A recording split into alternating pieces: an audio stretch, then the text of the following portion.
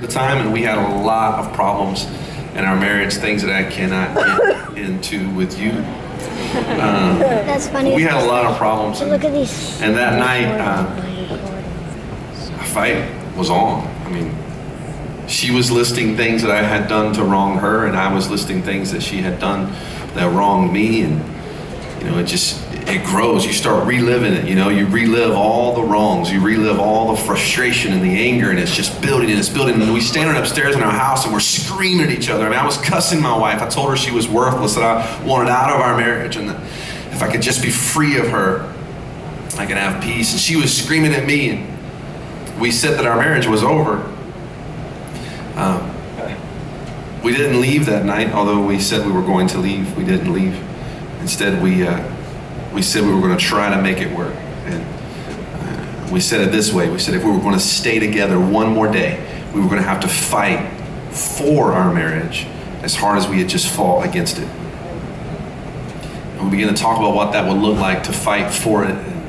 And we did. We started fighting for our marriage. And slowly, God began to bring us victories as we were fighting for it. It's been 6 years since the pretzel fell. And we are still fighting. We're still fighting. Only now we're fighting for our marriage. It's been pretty amazing. I wrote this song for my wife. No pretzels. I don't eat pretzels anymore, man. The Bible says, resist the devil, he will flee. I don't eat that junk. I just practice on my vacuuming skills, Yeah, that's enough. I do.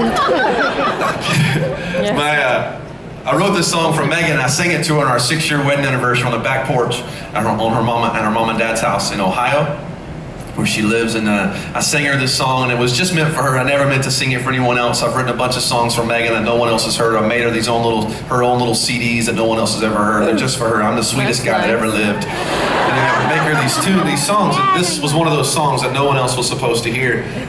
But I was encouraged to record it with her permission. I did, and then my record label was owned by Sony, and they were working on that movie. And they asked if they could use it for the movie, and I told them they had to call Megan and ask her. It was her song, and I didn't want to start another fight. She said they could use the song.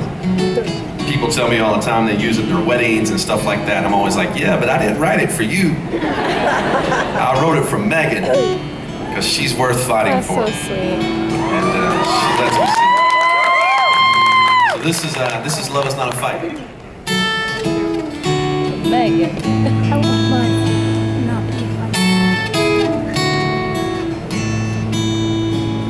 See, love is not a place to come and go as we please. It's a house we enter in and then commit to never leave. So lock the door behind you,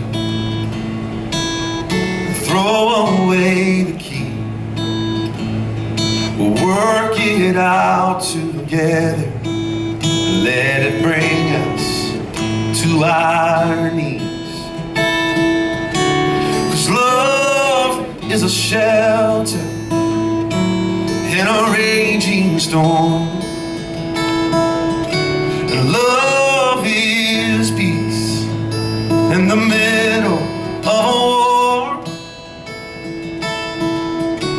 And if we try to leave, may God send angels to guard our door. Oh, 'cause love is not a fight, no, but it's something worth fighting for.